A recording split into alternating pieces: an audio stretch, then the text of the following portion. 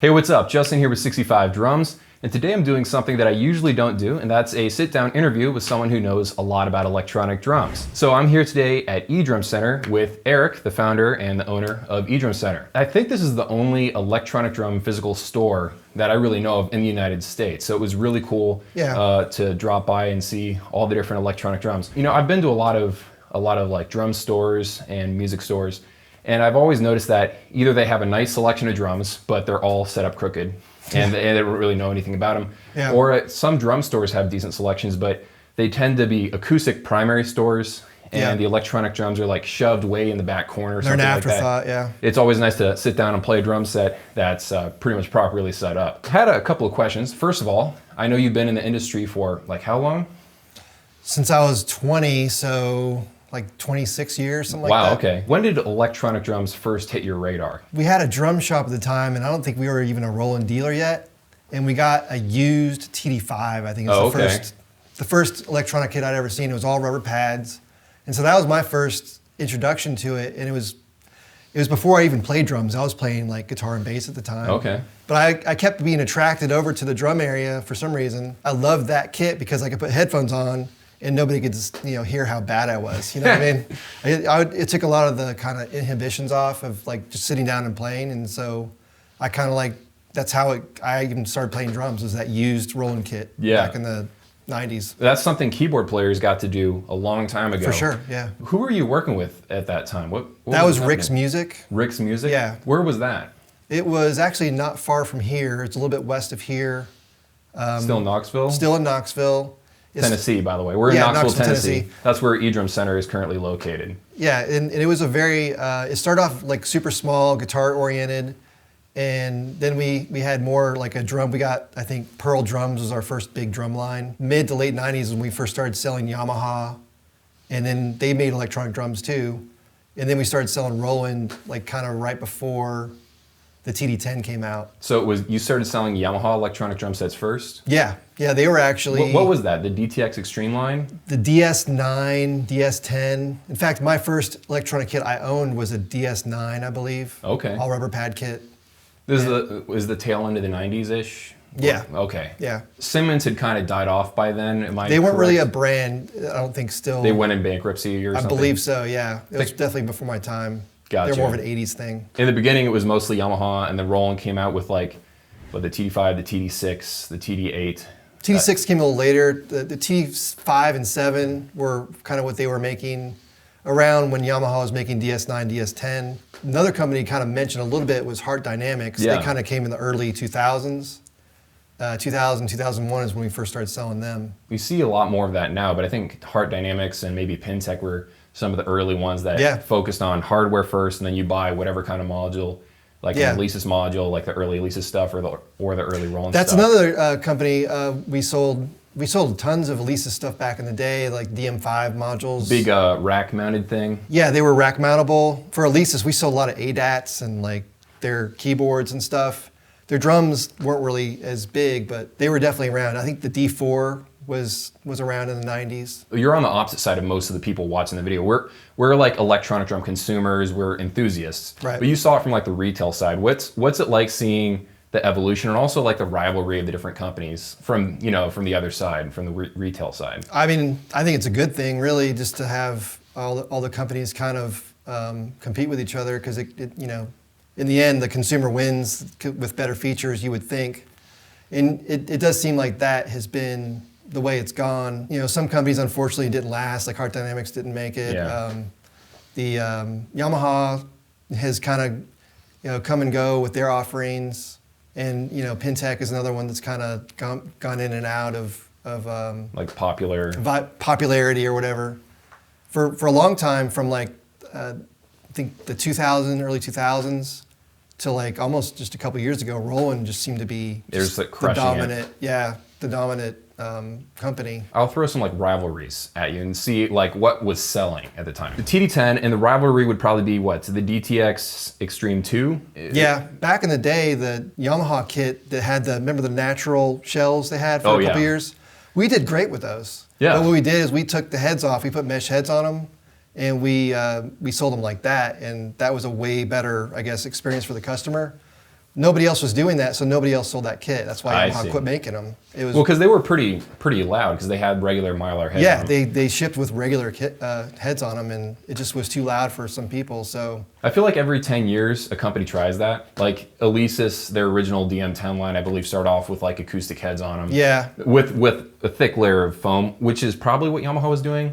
yeah, But yeah. but eventually they always seem to switch to either mesh or some sort of proprietary blend. So Yeah, Yamaha ended up switching to their textured silicone, I guess in the late 2008, 2009, Yeah. something like that. a TD20 versus the DTX Extreme 3 probably. Yeah. That was a pretty big. They were comparable. When I was first shopping for my first electronic drum set, I was looking at that. Roland kept coming out with new and new generations, and Yamaha sort of didn't really do much. But I think that's when Past 2009, they Yeah. kind of stopped. But I think that's where Yeah. Roland and Yamaha were at their peak rivalry. At least Yeah. on the flagship side, they're still both making stuff. 2007 to 2009, Yamaha was probably 40% of our sales. It was like 40, 60. So it was pretty close. But at the same time, like there was Heart Dynamics in that mix too. We did lots of Heart Dynamics with Roland modules usually because they weren't compatible with Yamaha modules. It's the cymbals that usually mess things up. Just nothing was compatible. Oh, really? Really at the time, yeah. I remember the guy who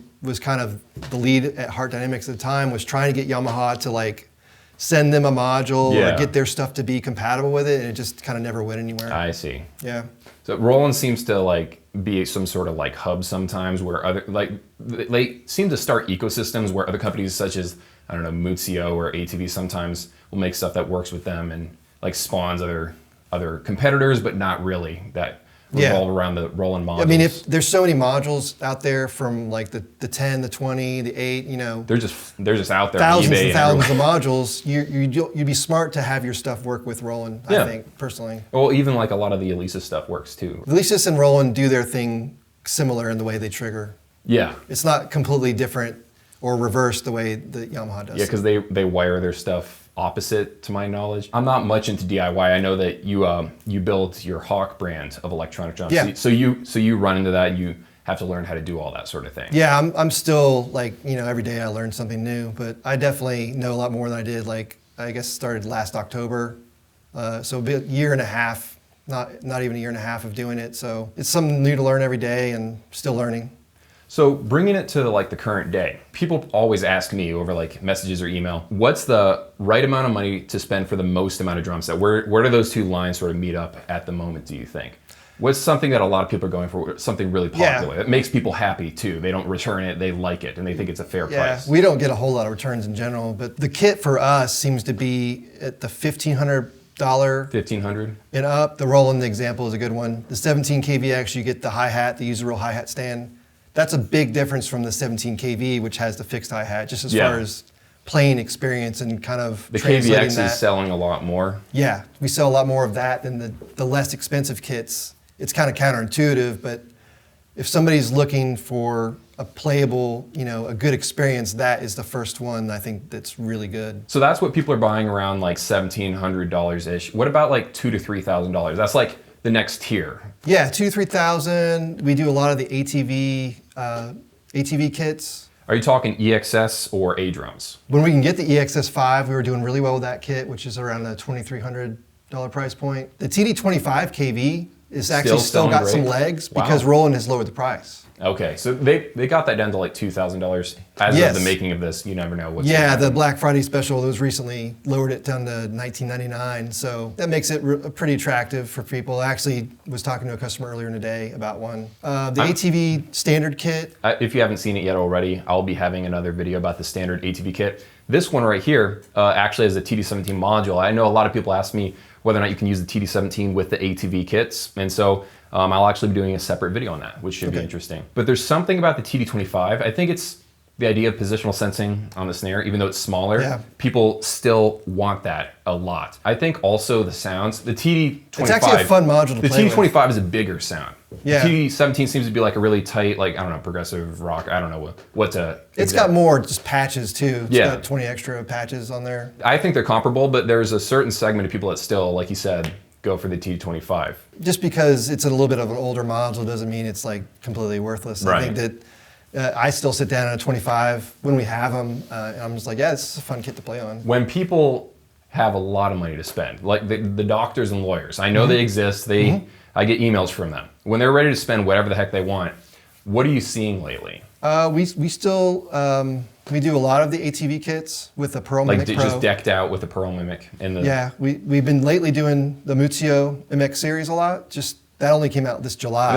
I think this is what, Maple? Yeah, this is a 22-inch kick, 10, 12, 14, 16, 14-inch snare. Yeah. We're doing a lot of these with the Mimic Pro since July when they first started making these. We do a lot of the Roland kits still, the TD50 kits. Okay, there's like 6 versions of the TD50 now. There's the Nocturne, there's the KV, a KVX, the K. Nocturne, we're supposed to be getting one of those this month. Yeah. Like so out of all the different, there's all kinds of TD50s. Which one is the one that's drawing a lot of attention? It seems like the TD50 KVX, the one with the 22-inch kick, as soon as that came out, that became our best-selling TD50 kit. I think that caught them by surprise because also they ran out of the initial run really quickly for some reason. They did. There was also that version with the Randall May rack. Oh, There was more of a limited edition kit too. Was that popular? We actually only got one of those. They only made 50 of the original. I think they're only making 50 Nocturne kits as well. That's what I've heard. Gotcha. Which is kind of similar, but with just the drum rack is like a dark gray-ish. They painted it, yeah. And then a different shell wrap of some sort. Yeah. I like the way it looks. It does look cool. Ridiculously overpriced, but it does look pretty nice. It looks cool. And you can't argue with Roland. They trigger really, really well. They do. Like having tinkered with the actual inner workings of stuff. It's not as easy as it might seem. Yeah. What I've noticed is that people saying, well, I can make a whole drum set for $5. Well, you can technically make a whole drum set out of, Yeah, but will it work in 8 years? Yeah, but I've tried and I've played a lot of drum sets, DIY style stuff, and the good stuff always ends up being expensive, whether or not that's stuff from Germany, from Edrums, from Drum Tech or whatever. When you spend a lot of time on something and really use the right components, you get better results in most cases. Well, you want something that, especially with drums, that lasts. You're beating on the stuff. You need to work in 2 years. You know, and I've heard a lot of my customers have tried the DIY thing, and they're just like, I'm just tired of replacing piezos, and I just want to get something that'll last me for a while. I had a Go Edrum Kickdrum, and really cool 16-inch kickdrum with like a wood wrap on it. Yeah. But for it looks cool. A lot of people are deceived by really cool looking drums, and they don't actually spend the time to think of what will happen in 5 years, because you're not buying it just for a week, you're buying it for 5 years. Yeah. And just the bracket that's holding the piezo bent backward one day in the middle of a performance, and it just went dead. Yeah. Live on stage. And so that kind of thing is kind of irritating. You can always fix it. Even the little cone things, what they're made out of makes a huge difference, because if it compresses, it doesn't like pop back, that affects your triggering. Yeah, well, there's some poor quality foam, and I've also noticed that some companies like to get like ones that are this thick and then glue them on top of each other like a pyramid. Yeah. And then over time, if that glue is bad, the foam can slide like this. I've actually got a Kickdrum trigger from an electronic drum company, and the Kickdrum foam is just sliding like that because it's layers, and over time the glue just fails and it becomes liquid again for some reason. Yeah. There was this thing from I hate to bring up Hart Danielson, but they used to have this thing called the Leaning Tower of Piezo. that their trigger was, or their piezo was way at the bottom, and their foam was like this, literally this tall. Wow. On some of their drums. And it just, over time, would just kind of like fall over one side or the other, and then it wouldn't trigger right. So in newer designs, they kind of built it up a little bit so that wasn't near as tall. Now, switching back over to what the market is like right now, do you think that the average person buying an electronic drum set is more knowledgeable now than they were 10, 15 years ago? Do they know more about electronic drums? It seems to be, yeah, just with the internet having so much information. I don't know that all of it's good information. There's so many conflicting, with anything you could look at on the internet, there's 50 opinions on either side. Right. But yeah, there's definitely way more information out there than there was just 10 years ago. Does that make your job easier, or does it make it harder? Because people come with strong opinions right out the gate on what they want to buy. Which they're the customer, they definitely should know what they want to buy. It's a little of both. Like sometimes, you'll talk to somebody who's really that has only read one strong opinion, like one way or the other. Right. And I'm just like, well, just in my experience, I've seen this and I've seen that, and most of the time it's always in the middle. Right. Yeah. And well, a drum set can be perfect for 10 years for one person, and then it breaks the first day for... Well, not every drummer wants exactly the same thing, too. Yeah. Like, a really good example of that would be the Roland module, like the way they do their triggering, versus the Pearl Mimic, the way they do their triggering. Yeah. Like they're both really good modules. The Mimic takes more work, but you get good results. Roland just seems to work better out the box. Yeah, like the sounds are limited. That's their I kind of like, weakness. if I talk to a customer and I'm just like, do you want to just plug everything in and just play? Or do you want to like, are you more of a tinkerer and you want to get into your module and start? You can do that on both modules, but just plugging in pads and playing seems to be easier on the Roland. Yeah. Now the Pro Mimic's gotten a lot better. Like they've come out with 9 updates since launch, and it's way easier. They're the king of software patches. But their initial like 1.01 was really hard to get pads dialed in. I don't know if you remember that. So by the time I did my review of it, I was on either the second or third patch, I think. They'd improved it quite a bit. Oh yeah. By the time I got it, it was a beautiful experience. Although I did spend more time, there were more settings to go through, but the sounds were better. So it's like a give and a take. I don't know. We'll have to see what Roland eventually does. Just they embraced like the multi-layered samples and all that. Some people prefer the Roland sound. I don't know. There's also there's like one cowbell and... There's no electronic sounds. Yeah. Some people don't care about that. And others Other do. people's really do. So I know of a couple of people that got really mad. They're like, there's no 80s snare, or there's no cowbell, or there's no this or that. And yeah. Like, well, you can import them, but that's going to be work on your end. I've heard it's a little bit hit and miss. Like if you wanted to import an 808 kick sound to the Pro Mimic, I heard it works, but doesn't give you as much dynamics. I need to like just sit down and one day and just try it myself. Yeah. But that's just what I've heard from a couple customers. They just couldn't get it quite to work right.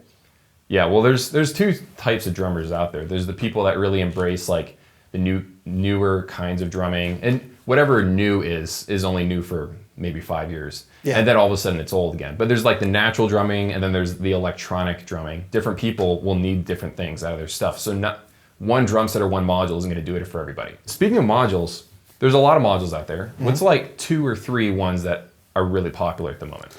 Pro Mimic is kind of taking our top spot. Oh yeah. From the TD50.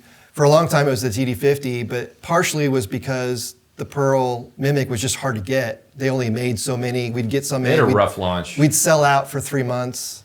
And so part of it is just not being able to get enough of them. Pro Mimic is our top. TD50 is still up top. 17 module does really well. We sell a lot of them with the kits, of course. Now, let's talk about the used market, because we all know that electronic drums are overpriced, and I think they've slowly become more reasonable, but it's like a very slow march towards where they should be in price. But the used market is the salvation for a lot of people, because you're like, well, I can actually afford something that I can be proud to play. And I know you guys buy different drum sets and then exchange that for other kits. Yeah, we offer trades. Yeah, trades. That's the word I'm looking for. Yeah. So what are you seeing a lot of? We have a lot of people trading in 30s for either a 50 or a Mimic Pro.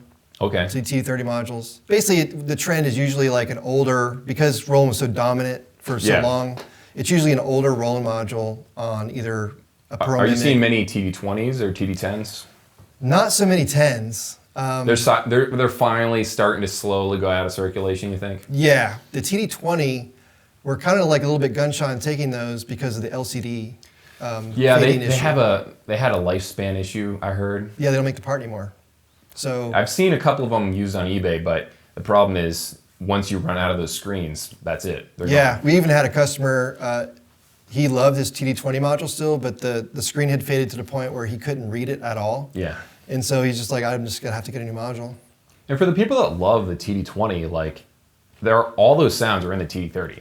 Like you have to go to a separate mode, and then you go into the TD20 sounds, and they're all there. And I think a lot of people just don't know about that. I know a bunch of people do, but some people who really love the TD20, you can just use those sounds. I don't think you can import your kits, to my knowledge. No. But so all your adjustments, but you can redo those adjustments instead of the TD30. Sometimes when we do trades, the customer will keep their module they're trading from for a little while and kind of try and copy some of their kits to the new module as best they can. Yeah. And then they'll send their trade in a couple days later. I've always been confused though when people are like adamant that they want their exact kits on the new module. Because for me, if you're unhappy and you're about to spend $2,000, you might as well start fresh, in my opinion. Like why are you spending $2,000 if you want every exact sound and you're only going to play the same thing?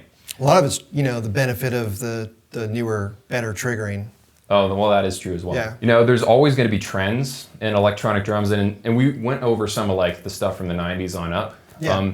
But going forward the next 5-10-ish years, it's impossible to tell. But what are you seeing manufacturers doing? What do you think what are the big trends? Where do you think electronic drums are going? Well, the easy trend is to have like larger electronic drums. Like that's a big trend just in the past couple of years. That's what people are asking for. Yes. Yeah, that people are wanting electronic drums that, you know, are a little bit larger in size, that maybe feel more like an acoustic kit when you're playing on them. So mesh heads that feel a little bit thicker, they're not really bouncy, they feel a little more realistic. Yeah, different feel types, but also just bigger sizes just in general. For me personally, I find it easier to jump back to acoustic when I have a similar setup. And I try to do that with my setup so I can jump back and forth and not be hurt. Because there are some videos out there, people demonizing electronic drums because they hurt your feel or whatever. But that kind of depends on your overall setup and how good your electronic settings and setup is. Now, that's from the pad side. What about the module side? Where do you see that going? You're going to have more variety of sounds, like the Pro Mimic Pro being, you know... You think that's like a goalpost that people are looking at? I think that it's doing so well for a reason. I think people wanted that kind of a thing. So I think that you'll see more. The Geva module, the G9 is along those lines. It's still in development, of course. I think that Roland, the way they do things, has some appeal still with their modeling, because there's certain things you can do the cymbal sizes with that and stuff that you can't do with the Mimic. Right. You can tune things to some extent, but you only go so far. There's like two camps of people basically out there. Yeah, it'd be kind of cool if those things could have maybe merge. Basically, it would be cool to get the best of both worlds. The modeling of a TD50, but the sound quality, the multi-layer samples of a Mimic. Someday, maybe. And I think that companies would be wise to make things user-friendly, you know? Yeah. Keep things a little bit like, you know, the thing on the Pro Mimic where the headphone level is only the knob, the master level is something separately. Little things like that, just kind of like a quality of life thing. Right. It's cool to have a touch screen, but it's also cool just to reach over and turn it on. Just have a headphone knob and a master volume knob. I always talk about that stuff. Well, the thing is, people design their gear for their use. Yeah. And they also do it with the end consumer in mind, but sometimes you get in a certain situation, like, you know, just going to a strange music store like I did and sitting down and using something I've never used before or that I haven't used in a while, and you need to get a certain result really fast, and having an intuitive module really helps with that sort of thing. Yeah, I think you're always going to be a little bit biased towards what you have too. And one thing that is really cool about Roland is from the 20, even the 10 to the 50, if you've used a 10 and you fire up a 50, you could probably navigate it. It's not that different. The screen is the exact same size. Yeah, the knobs, like all the different stuffs, and you have your exit button. You know, if you get lost, you're like, oh, exit. Right. And Roland has really tried different things, like the TD17 and the TD25, wildly different than some of the other stuff they made. And so I think I like the way the TD25 was set up. I thought it was kind of limited because they didn't put a lot of sounds and stuff in it, but it felt intuitive to me. And the TD17, I have no issue. Like, they have quick buttons to get to certain screens. I like that sort of thing, and I hope other companies make their stuff more easy to use and understand.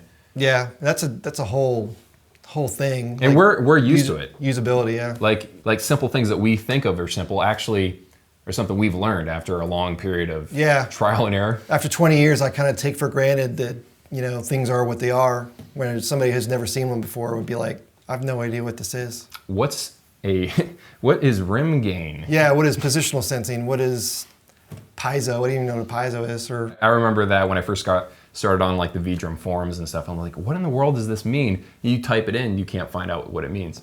Yeah, there's a lot to learn. Cultural there's a lot to know. knowledge. I've probably forgotten more stuff on Edrums than I'll ever remember, honestly. Really appreciate you taking the time for the interview and everything. Yeah, thanks for coming by. It's been a fun day, and I'm glad you got to check out all the cool stuff. Definitely.